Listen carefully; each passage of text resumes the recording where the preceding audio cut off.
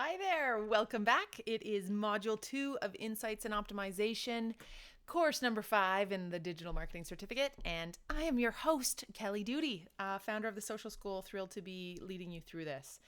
So we're continuing through this course and getting closer and closer to identifying some world-class and I would say really valuable or tangible strategies for finding the insights that we need within our marketing program, optimizing the content that we're creating in a way that makes it affordable to reach people and really effectively landing on the right people, and then reporting and improving and just analyzing the data in a way that allows us to justify our efforts but also get better and better all the time.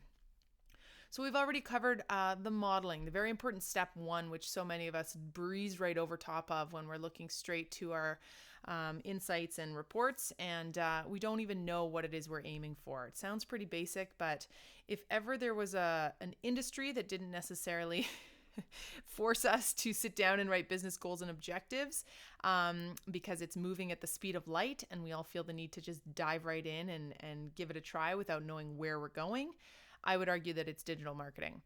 So really understanding those business goals and then driving them into your social media efforts is so important.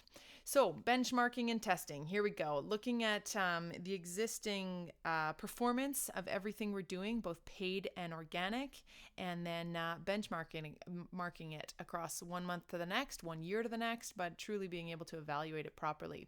Measuring the revenue impact, as we keep mentioning, because, hey, that is the new reality that we're all faced with. Justifying our efforts from a company performance and revenue standpoint, or whatever it is your business goals are, but far more than just those surface level likes, shares, comments. Best practices for A/B split testing of both organic and paid content. As I believe we heard Dan say in advanced Facebook advertising, it is not ABC testing, or perhaps it was Adam in Google Ads. It still applies. We're looking at those one-off things that we can tweak. We're looking at ways to really be scientists about our campaigns, our audiences, the ad set level in our Facebook ad campaigns, and just changing little things here and there so that we know what it is that's working and what's not, be that male, female audiences, certain age range, certain content types, etc. And then, of course, optimizing from there. Optimizing both paid, organic, and spending our time and energy in the most effective way possible. So let's go. So what are we doing? Benchmarking, of course, to evaluate our current performance and then setting targets going forward. That is the whole key here. And if you are working with any kind of client, again, you're going to be responsible for showing them this, and probably more so than ever, reporting on your efforts in a way that shows to them how valuable you are. Defining organic and paid performance in the context of benchmarking is essentially has us thinking about the holistic element of our social program, not just one-off bits and pieces, but that long tail leads to sales type performance. And then we're also recognizing that the integration of both organic and paid is essential to this success. So generally speaking, our marketing efforts are geared at both organic marketing, which has us building brand, building affinity, awareness, and all the things that we've traditionally done and that we continue to do when we're creating great content. We're not thinking about it from a perspective of how much am I going to pay to get this seen. No, I'm just really writing strong copy, beautiful imagery, great videos, cool campaigns, etc.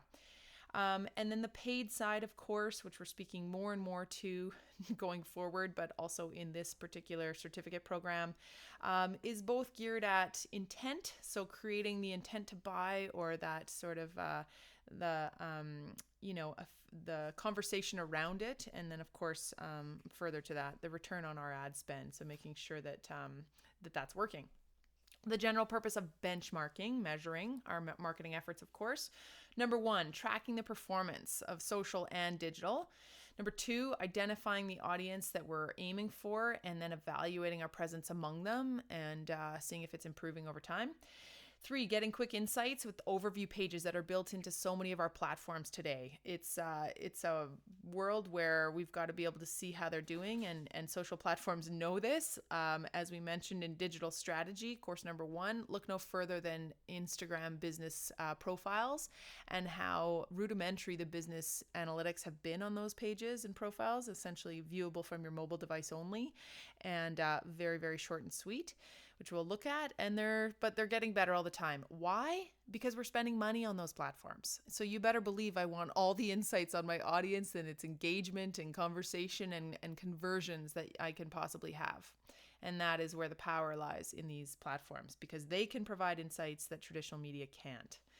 Number 4, we're comparing performance and, of course, discovering new data about our audience that we possibly didn't know we had, and about new prospects and new markets, which allows us to expand. And then optimize, improve, just constantly, again, doing more of the good stuff.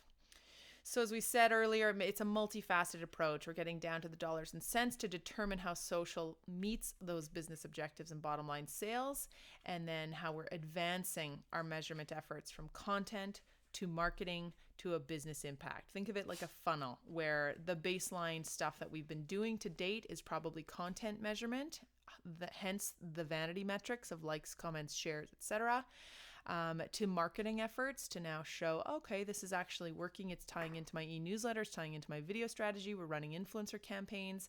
Oh, but now it's got a big fat business impact. Look at me go. I'm at the table. Give me more money. Me, or C-suite.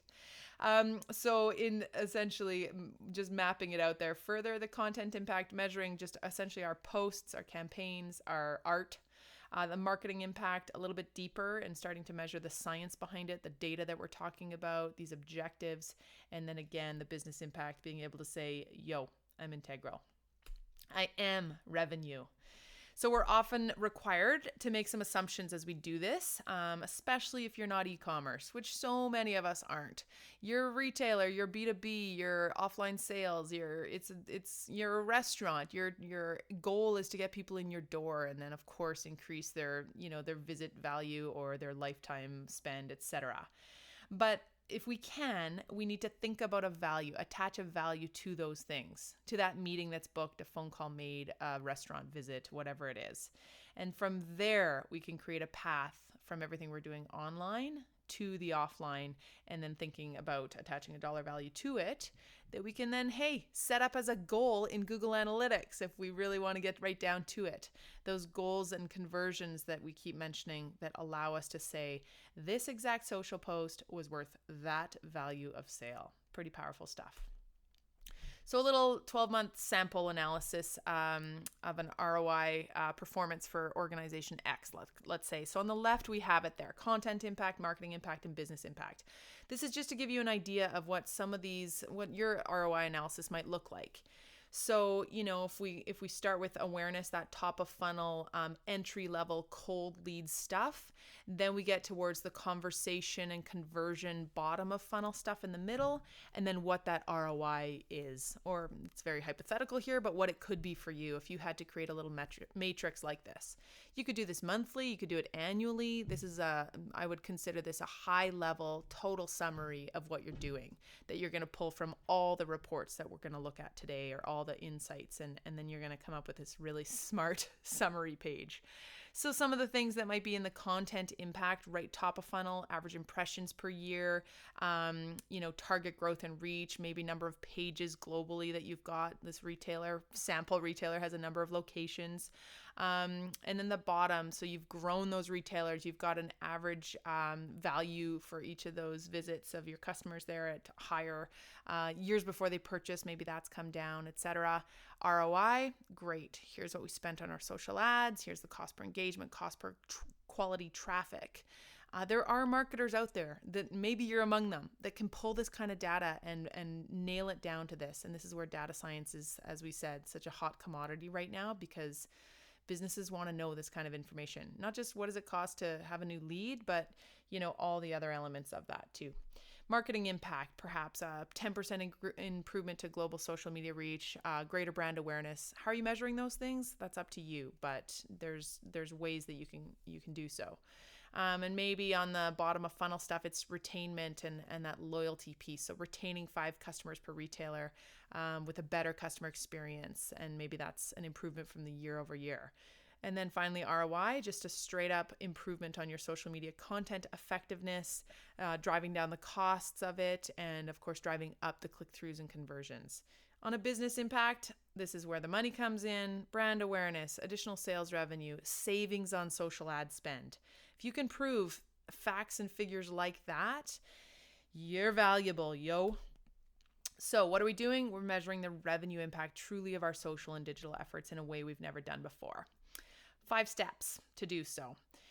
Defining those objectives again with that CMO top-down approach, thinking about it like you are the chief marketing officer of your organization, big and small, and you've got the business goals in mind. Aligning the key performance indicators of your social with those goals. Number 3, setting targets, which we've hopefully already established.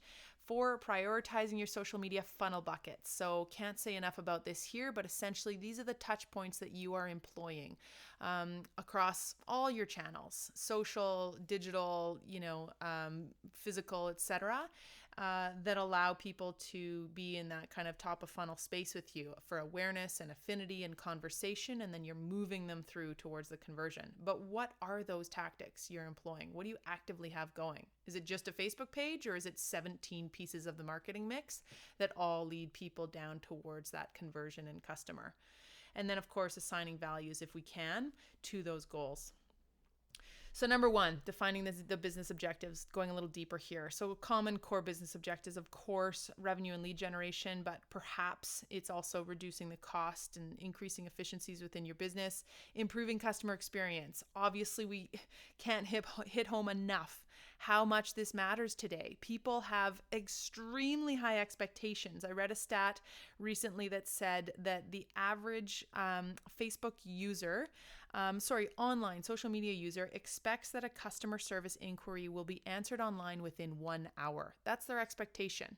But the average business assumed that their customer expected that they would be answering them within 24 hours. So total disconnect, and I think we can relate to both. As a business owner, we think, hey, I'm getting back to you tomorrow. That's not, that's doable. That's really effective 24-hour response time. But as consumers, we want it now, and the customer experience has to be seamless, and all the things that our content has to be: accessible, authentic, real humans, not, multiple teleprompters, etc.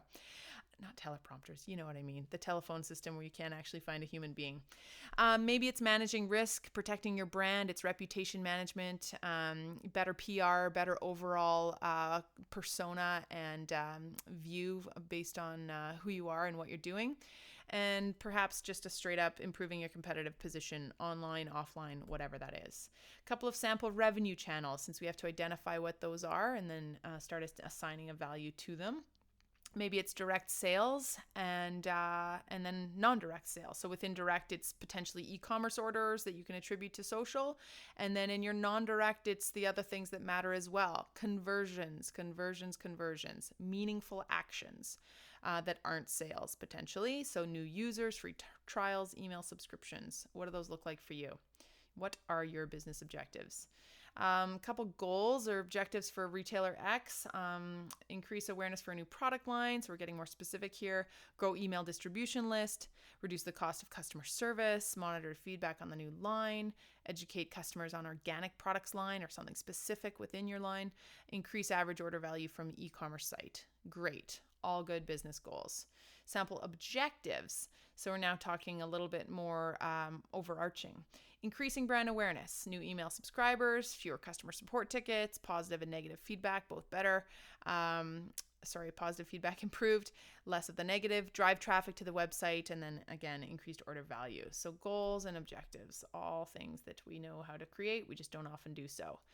Next, we're aligning these Key performance indicators with business goals. So from a social standpoint, yes, of course, social impressions and shares. That's an indicator that we want to be mindful of and hopefully improving all the time. Subscriptions, so important. If you know anything about the social school, we talk about email marketing like it's gold, because it is. Engagement on customer service announcements, the inbound messages coming your way versus the outbound push marketing. You're having people come to you instead. The sentiment, the mentions, the positivity around your brand is certainly worth measuring and hopefully improving all the time. Page views, time on site, user experience, bounce rate, all moving in the right direction. And then, of course, sales.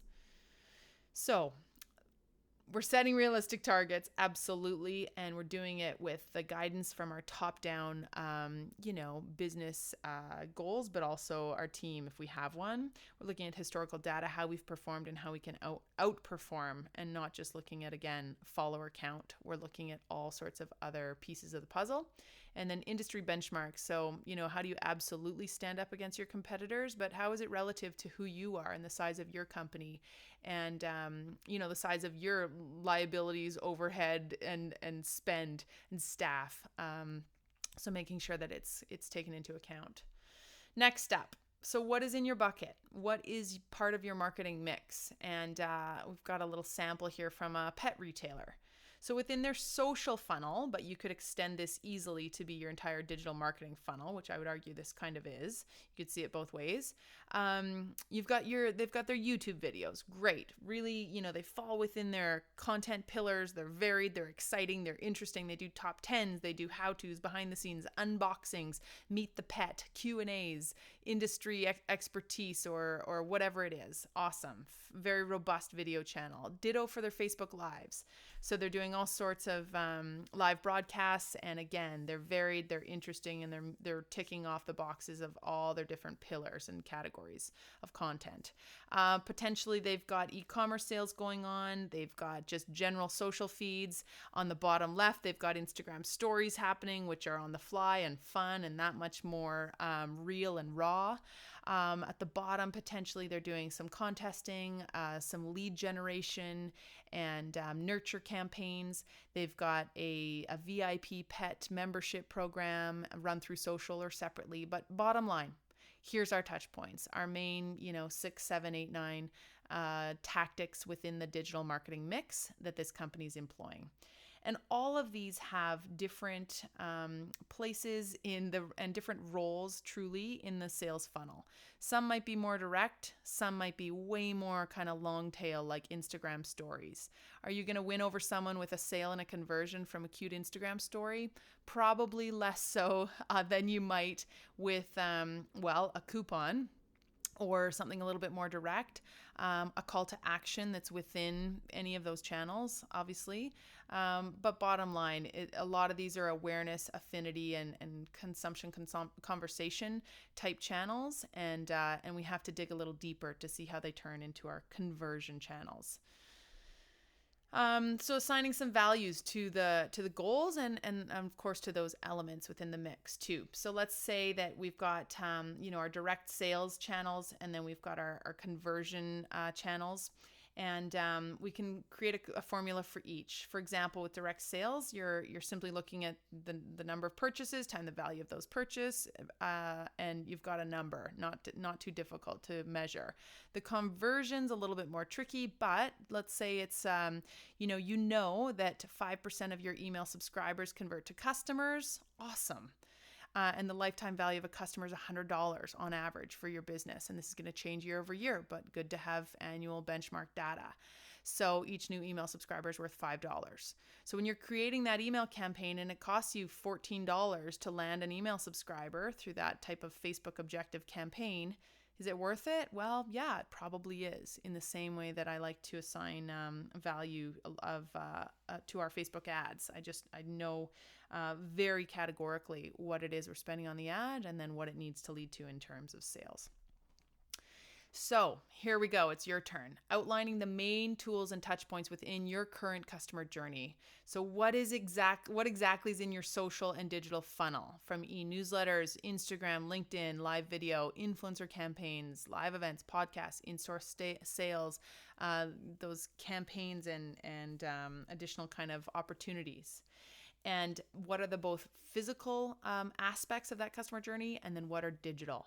And you may only have one or two in each. You may even have some gaps here in certain columns, but trying to think about it, and they may overlap. You may have Facebook in every single one of these, but be as specific as you can and think about it in terms of that top of funnel stuff, awareness and evaluation or consideration for your buyer, and then the acquisition, where you've either got them as a subscriber or a potential customer, the conversion, the actual event, the action that you want them to take, the most powerful piece there.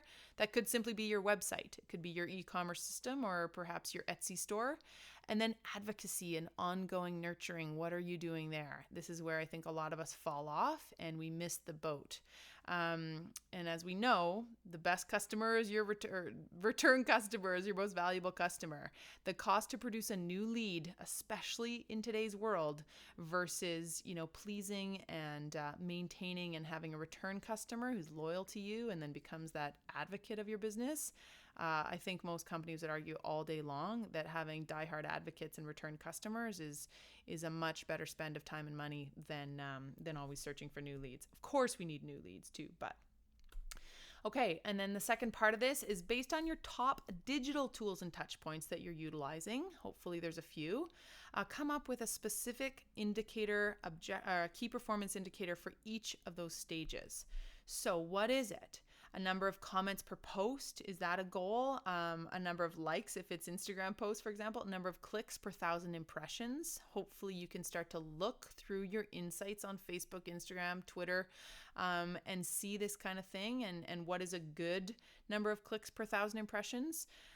Video views per 1,000 impressions, unique opens of your email campaigns over 7 days, over 30 days, etc. People ask me all the time, what's a good open rate? My God, is that ever a loaded question? It's totally specific to your business. How curated is your list? How, well targeting or well segmented is it? And how much are you targeting people with the kind of content that they want? How much are you practicing all the things we talk about in our social media marketing courses and programs, whereby we are creating utmost value and, quality over quantity, etc. So if you can, come up with a few of those objectives, and I'll see you in a minute.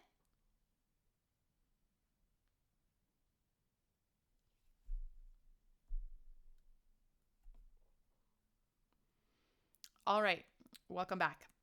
So now we're talking about testing. We've set up our benchmarking a little bit, or we've at least begun to think about what it is we're measuring, and now we have to talk about how to test that content. We've broached this a little bit in some of our previous courses and gotten more specific with it, of course, when it comes down to Google ads and Facebook ads and Instagram ads and seeing what's working and how to turn it up or turn it off. But we'll touch on it here as well. So of course, we're going to be testing both our organic content and this we could go on about for days. We're going to look at our Facebook Insights in Module 3 just to focus on the key places where we can see how our content's performing and why that is. And you've got to, again, be on the front and the back end of this data to know, well, I see why that worked because it had this element to it and it had that. Our fans and followers love these kind of photos or that kind of Q&A, or no, that didn't perform so well because they weren't online at that time, or it just fell flat, or I can tell you that we didn't do enough interesting background color with that video, whatever it is. But you've got to understand that, and you've got to have even some anecdotal kind of knowledge behind what content is performing from an organic standpoint and what isn't. I know that when I compare our Facebook Live videos and they don't have any boosted money or promotion behind them, and they're just straight up organic reach, I can tell you exactly what kind do well and what kind don't. And well, that's bold of me to say, but for the most part, if we're feet on the street, walking around, lots of movement, that thumbnail still image that someone scrolls over before the video starts to autoplay in their feed if it's rich and interesting and colorful and it shows some action versus two idiot talking heads sitting in a studio, me and a guest or me and a staffer, or whoever, people are just far more apt to click on and watch through the videos that have some movement. So what is it that works for you and what doesn't? And this is straight up test, and experiment. From a paid reach perspective, of course, we don't need to necessarily guess and ask for feedback from people. We can actually just straight up look at the numbers. And when it comes to creating ad campaigns in Facebook, we've got a great mechanism to do this now too that's relatively new. So we can create a split test. We don't have to just duplicate our campaigns or duplicate our ad sets and change one little element to them ourselves. We can actually choose this as an option for Facebook to create a split test for us. So we're going to A/B test our creative, our placement, our audience, delivery, optimization, whatever it is that we want it to, which is really cool. So yes, Facebook's taking our money in droves, and we're opening our wallet and letting them do so, but at least they're optimizing it in a way that they're gonna push forth and continue to serve up the content that's working better than the content that's not. And so they're doing the legwork for you. The automation now of the split testing is quite cool. So I really encourage you to try that out. And that's right when you go into Ads Manager and you're creating campaigns, choosing your objective right off the hop. So at the top of that hierarchy of the campaign creation, choose your objective, and then right away create split test. Further to that, of course, if we go into Ads Manager and we're looking at our reporting, we can turn up what's working and turn off what's not. So we're aiming for the lowest cost per click. We're monitoring and constantly optimizing things for what we want them to do. And before we wrap this up, I'm just going to take you right in and we're going to look at that. So within Facebook Business Manager, as we've talked about, setting that up, of course, which you can extensively do in our digital advertising course within the social media marketing certificate, or hopefully you have been able to do that in the courses prior to this one. So let's say we've got it all set up accordingly. Our business settings are good to go. We've got our pages loaded in, our people and our permissions set accordingly, and then we've got our ad accounts all ready to go as well. From there, business settings is always worth mentioning because it lives up in the hamburger and it's the most important thing. From there, of course, we play extensively within audiences. We create our pixels for tracking like you did in course number 4, but I'm going to take you right over to Ads Manager to just take a peek at what that looks like. So if I was to create a new campaign, where do I go about and find that split testing option, which is possibly something you haven't played around with too much yet. And I have to make sure I'm in the right ad account, which it always bumps me into the wrong one. And then from there, create campaign. So I can see what campaigns are running. Of course, there's no shortage of data for you every which way you look in Facebook. And it's just like that snowboarding example from course number 1. Day 1, you hate it. By the end of day 2, you're like, yep, I get it. I love it. I can't wait to dive in. So I really encourage you to get to know the dashboard here because Facebook Business Manager truly is the most powerful advertising platform in the world, and it's not disappearing anytime soon. It's a multi-billion-dollar revenue generating channel. And as we know, Facebook is no longer a social platform. It truly is an advertising platform. And as consumers, yes, we see it as an entertainment place and platform and a social media network, yes. But as marketers, we're looking at it a little bit differently. So this is exactly where we have that option to create that split test. And then, of course, we want to optimize our budget across ad sets and go from there. So the hierarchy of what you're going to be led through here when you're creating your ad campaigns, and it really does become quite fun. From there as well, if we want to go into ads reporting, which also lives in Facebook Business Manager, very handy, we can pull everything we want from here. So looking at just campaigns as well as our ad sets, i.e. budgets and audiences, or the actual ads themselves, so how each ad performed. And then, of course, you can change whatever kind of filters you want with timing and spending and every kind of view you could want. And then, looking at the various aspects of it. So Daunting, yes. If you don't know what you're measuring, absolutely. But because we've established what it is we're looking at, you do know the answer to that, and you're going to be able to navigate this seamlessly. If it is a bit daunting, I get it. And we're going to look at how to pull reports in a nice, easy fashion in Module 3. But just so you know, that is where those two pieces live.